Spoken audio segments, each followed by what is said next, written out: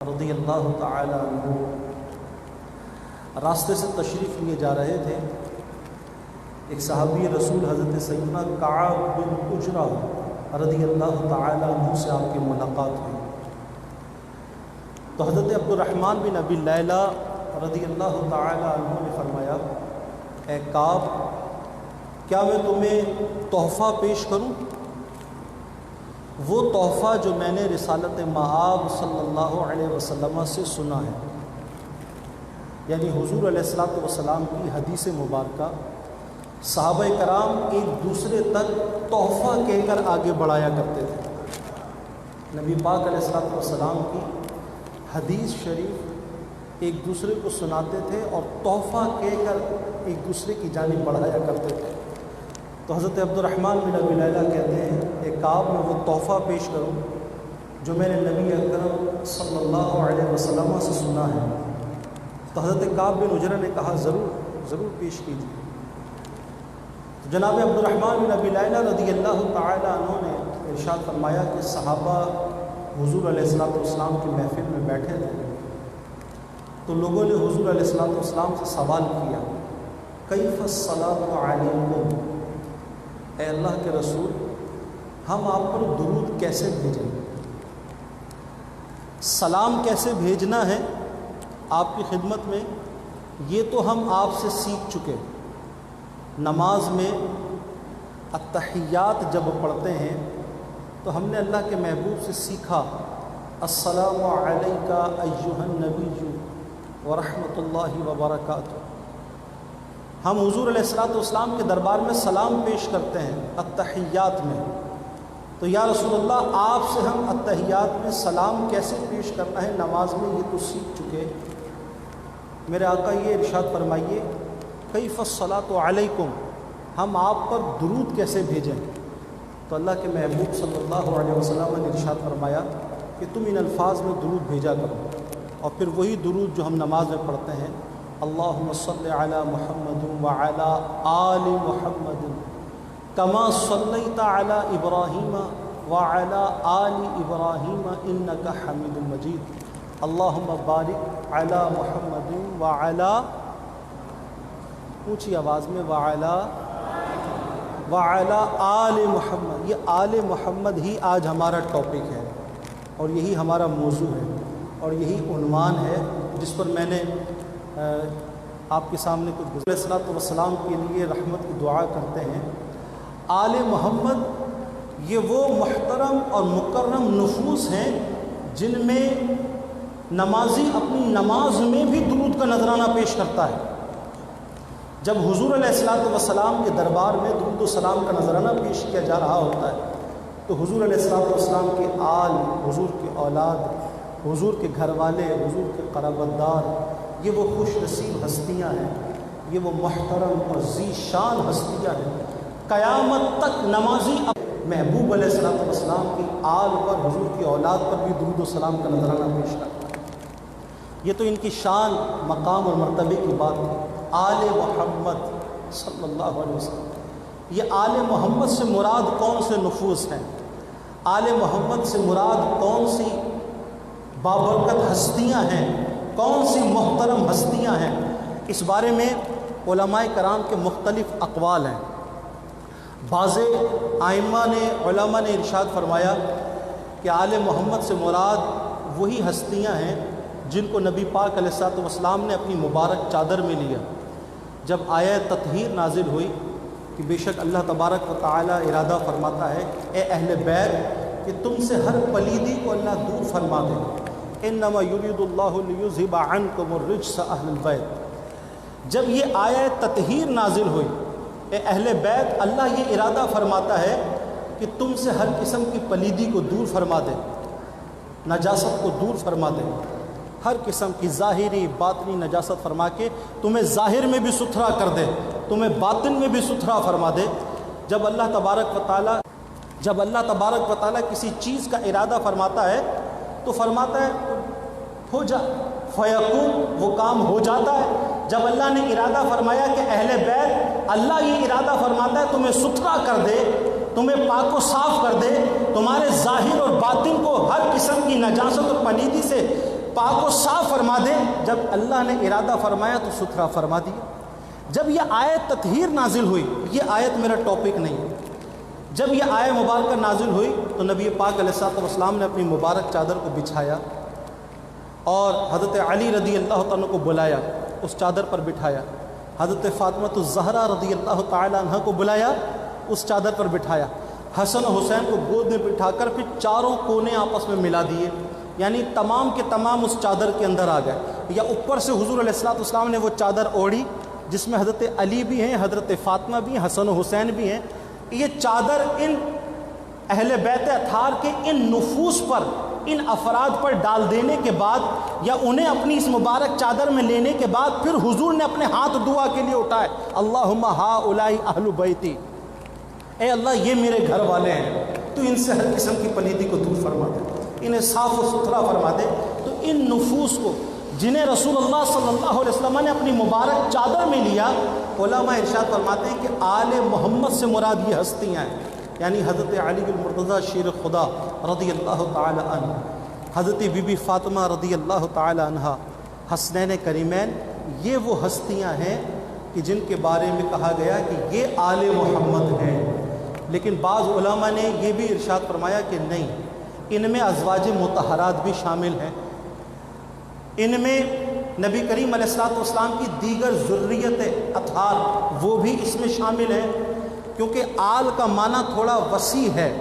صرف ان نفوس تک تخصیص کے لیے تو ٹھیک ہے، لیکن اس کے معنی کو محدود نہیں کیا جا سکتا. ازواج مطہرات بھی آل کے اندر شامل ہیں، حضور علیہ السلام کی دیگر اولادیں بھی آل کے اندر شامل ہیں. بھائی جب ہم اپنے لیے کوئی فیملی کا لفظ استعمال کرتے ہیں تو اس فیملی کا لفظ جب بولا جاتا ہے، اس فیملی میں بیویاں آتی ہیں، اور بیویاں نہیں، بیوی آتی ہے اس کے اندر. اللہ وہ دور بھی لائے گا انشاءاللہ. بچے جتنے بھی ہیں وہ سارے فیملی کے اندر آ جاتے ہیں، بہن بھائی بھی شامل ہو جاتا ہے. تو علماء ارشاد فرماتے ہیں کہ آل کا لفظ چونکہ اہلن سے بنا ہے، لہٰذا اس آل کے اندر دیگر اہل بیت اطہار بھی شامل ہیں، ان میں دیگر ازواج مطہرات بھی شامل ہیں، نبی پاک علیہ السلام کی دیگر ذریت، دیگر اولادیں وہ بھی شامل ہیں. اور بعض علماء نے تو یہاں تک ارشاد فرمایا کہ جتنے بھی نبی کریم علیہ السلام کے خاندان سے جن پر صدقہ حرام ہے وہ سارے کے سارے آل محمد میں شامل ہیں. جن پر جو بنو ہاشم ہیں جن پر صدقہ حرام ہے، اور وہ اس حدیث پاک کو دلیل بناتے ہوئے بیان کرتے ہیں کہ جس وقت نبی کریم علیہ السلام نے زکوٰۃ جمع کرنے کا اور زکوٰۃ وصول کرنے کا حکم ارشاد فرمایا تو حضور علیہ السلام کے چچا حضرت عباس اور حضرت ربیعہ بن حارث بن عبد المطلب، انہوں نے اپنے جوان اپنے بیٹے نبی کریم علیہ السلام کی خدمت میں روانہ کیے، یا رسول اللہ یہ بھی زکوٰۃ جمع کریں گے. تو اس وقت حضور علیہ السلام نے ارشاد فرمایا کہ ان الصدقۃ لا ينبغی لآل محمد. اپنے چچا کے بیٹوں کو مخاطب کر کے نبی کریم علیہ السلام نے ارشاد فرمایا کہ آل محمد کے لیے صدقہ جائز نہیں، آل محمد کے لیے صدقہ روا نہیں. کیوں؟ یہ تو اوساخ الناس ہے، یہ تو لوگوں کے ہاتھوں کا ان کا میل ہے. تو بنو ہاشم کے لیے، آل محمد کے لیے صدقہ جائز. اونچی آواز سے جو ہم کہتے ہیں نا سادات کرام کو صدقہ دینا جائز نہیں ہے، سادات کرام کے لیے زکوٰۃ فطرہ لینا اور ان کو دینا جائز نہیں ہے. تو بنو ہاشم کے وہ سید نبی کریم علیہ السلام نے ارشاد فرمایا ان الصدقۃ لا ينبغی لآل محمد. چچا کے بیٹوں کے لیے حضور علیہ السلام نے آل محمد کا لفظ استعمال فرمایا. اس سے یہ پتہ چلا کہ چچا اور ان کے بیٹے بھی آل محمد کے اندر شامل ہیں. میں بیان کر رہا تھا کہ آل محمد میں کون کون سے نفوس آتے ہیں، آل محمد میں کون کون سی ہستیاں ہیں جو شامل ہیں. تو ایک قول تو میں نے علماء کا وہ عرض کیا کہ جس میں انہوں نے کہا کہ حضرت علی، حضرت فاطمہ، حسنین کریمین یہ تخصیص ہے، ان حضرات کے ساتھ انہیں آل محمد کہا جائے گا. ایک قول یہ آپ کی خدمت میں عرض کیا کہ جتنی ازواج مطہرات ہیں آل محمد میں شامل ہیں، حضور کے گھر والوں میں ذریت دیگر اولاد نبی کریم علیہ السلام کی آل محمد میں شامل ہیں. تیسرا قول آپ کی خدمت میں یہ ہے کہ جتنے بھی بنو ہاشم ہیں جن پر صدقہ حرام ہے وہ سارے کے سارے آل محمد میں شامل. اونچی آواز سے شامل. اور چوتھا قول علماء ارشاد فرماتے ہیں قیامت تک آنے والے جتنے رسول اللہ کے امتی ہیں وہ سارے آل محمد میں شامل ہیں۔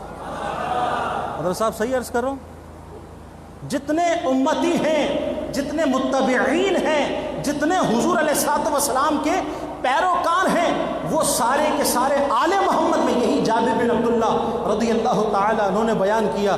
آپ ارشاد فرماتے ہیں جب پوچھا گیا کہ آل محمد کون ہے تو آپ نے فرمایا آل محمد امتہ، حضور علیہ السلام کے سارے امتی آل محمد میں شامل ہیں۔ اور وہ علماء جنہوں نے یہ بات ارشاد فرمائی کہ جتنے حضور کے پیروکار ہیں، جتنے حضور کے ماننے والے ہیں، جتنے حضور کا کلمہ اور ترانہ پڑھنے والے ہیں، وہ سارے کے سارے آل محمد میں شامل ہیں۔ وہ علماء دلیل لے کر کے آتے ہیں قرآن مجید فرقان حمید کی کہ دیکھو جب جناب موسیٰ علیہ السلام کے مقابلے میں رب کائنات نے فرعونیوں کے لشکر کو غرق کیا، جب فرعون کا لشکر غرق کیا گیا، اللہ نے قرآن میں ارشاد فرمایا وَأَغْرَقْنَا آلَ فِرْعَوْنَ وَأَنْتُمْ تَنْظُرُونَ، ارشاد فرمایا کہ تم دیکھ رہے تھے، اللہ نے آل فرعون کو غرق کر دیا۔ کس کو غرق کیا؟ اونچی آواز سے وَأَغْرَقْنَا آلَ فِرْعَوْنَ وَأَنْتُمْ تَنْظُرُونَ، تم دیکھ رہے تھے، اللہ نے آل فرعون کو غرق کر دیا۔ یہاں آل فرعون سے مراد فرعون کے بیٹے نہیں تھے، اس کے چچے مامے نہیں تھے، وہ تو ہزاروں کا لشکر تھا فرعونیوں کا، وہ ہزاروں کا لشکر غرق کیا گیا۔ جب وہ غرق کیا گیا تو اللہ نے ارشاد فرمایا وَأَغْرَقْنَا آلَ فِرْعَوْنَ، ہم نے غرق کر دیا آل فرعون کو۔ تو آل فرعون سارے کون تھے؟ وہ چاچے مامے تائے یا اس کے بیٹے نہیں تھے، بھتیجے نہیں تھے، بلکہ وہ فرعون کی پیروی کرنے والے تھے، اسے اپنا رہبر ماننے والے تھے۔ ان ساروں کے بارے میں قرآن نے جو اصطلاح استعمال کی وہ آل فرعون کی اصطلاح استعمال کی۔ تو یہ قرآن کی اس اصطلاح سے یہ پتہ چلا کہ جو پیروکار ہوتے ہیں انہیں بھی آل کہا جاتا ہے، جو متبع ہوتے ہیں انہیں بھی آل کہا جاتا ہے۔ اور اسی بات کو علامہ قرطبی علیہ رحمہ امام المفسرین حضرت امام محمد بن احمد قرطبی رحمۃ اللہ تعالیٰ علیہ وَإِذْ نَجَّيْنَاكُمْ مِنْ آلِ فِرْعَوْنَ کی تفسیر بیان کرتے ہوئے آپ اس مقام پر بھی یہی بات ارشاد فرماتے ہیں کہ آل فرعون سے مراد اس کی اولادیں نہیں تھیں۔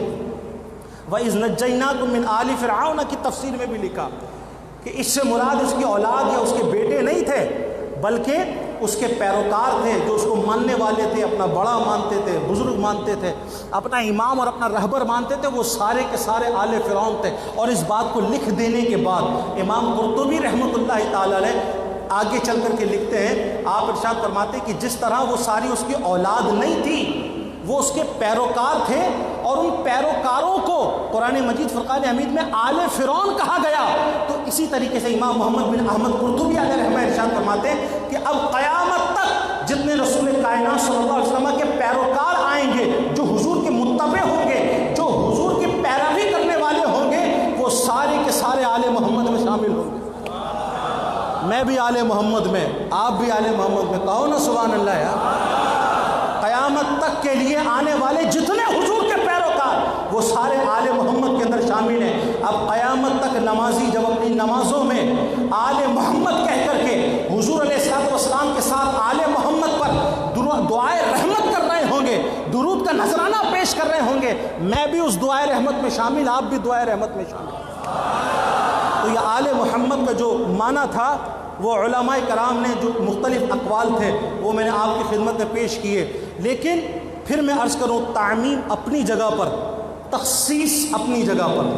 آل محمد میں قیامت تک آنے والے سارے پیروکار، حضور کے سارے امتی شامل، سارے صحابہ آل محمد میں شامل ہیں، ازواج مطہرات آل محمد میں شامل ہیں، اولیاء قطب ابدال سب آل محمد میں شامل ہیں۔ میں آپ قیامت تک آنے والے حضور کے ترانہ پڑھنے والے سب آل محمد میں شامل ہیں، لیکن جس کا تعلق حضور سے جتنا زیادہ قریب ہوگا، جو حضور کے جتنے زیادہ قریب ہوگا، دیکھو میرا اور آپ کا جو حضور سے تعلق ہے وہ ایمان اور نظریے کی بنیاد پر ہے، میرا آپ کا تعلق ایمان اور عقیدے کی بنیاد پر ہے۔ ہمارا ایمان ہے، ہم حضور کے امتی ہیں، ہم نے حضور کا کلمہ پڑھا ہے، عقیدے اور ایمان کے اعتبار سے ہمارا حضور علیہ الصلوۃ والسلام سے تعلق ہے، لیکن بعض ہستیاں وہ ہیں جن کا خاندانی اعتبار سے حضور سے تعلق ہے، بعض ہستیاں وہ ہیں جن کا خون کے رشتے سے حضور سے تعلق ہے، بعض ہستیاں وہ ہیں جن کا نسب کے اعتبار سے تعلق ہے، بعض تو وہ ہیں جو متبع ہیں، پیروکار ہیں،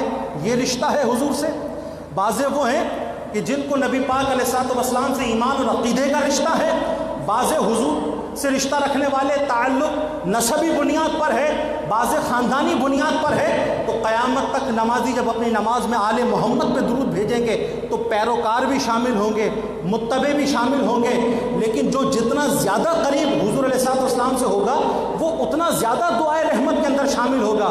سارے پیروکار تو شامل ہیں، سارے متبع تو شامل ہیں، لیکن حضرت علی وہ ہیں، بی بی فاطمہ وہ ہیں، حسنین کریمین وہ ہیں جن کا حضور سے نسب کا بھی رشتہ ہے، جن کا حضور سے خونی رشتہ ہے، جن کا حضور سے خاندانی رشتہ ہے۔ ہر اعتبار سے وہ اقرب ہیں، ہر اعتبار سے حضور کے قریب ہیں، ہر اعتبار سے حضور سے گہرا تعلق ہے۔ تو سب دعا